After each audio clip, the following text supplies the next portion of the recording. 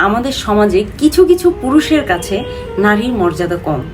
নারী ছাড়া আপনি আমরা কেউ কিন্তু পৃথিবীতে আসতে পারতাম না।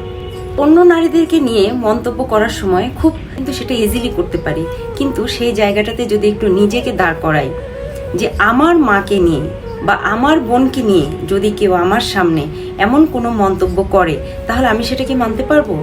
এখন একটা বিষয় আছে যে অনেকের মধ্যে ধারণা যে আমার মা বোন ওই রকম না। আমি তাদের উদ্দেশ্যে বলতে চাই, সবার মা বোন সবার কাছে প্রিয়।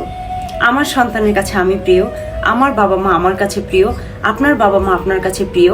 এভাবে যার যার ফ্যামিলি, যার যার পরিবার তার কাছে প্রিয়। তো আমাদের কাজ নিজের পরিবারকে দেখা, অন্যের পরিবারকে দেখা, অন্যের পরিবারকে নিয়ে মন্তব্য করা, অন্যের পরিবারে ভালো মন্দ দেখার দায়িত্ব আমাদের নয়।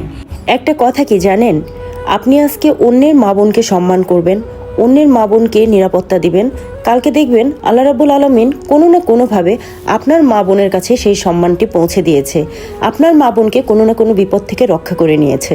পৃথিবীতে সব থেকে সুন্দর একটি শব্দ হচ্ছে নারী। পৃথিবীর সকল সৌন্দর্য এই নারীকে ঘিরে।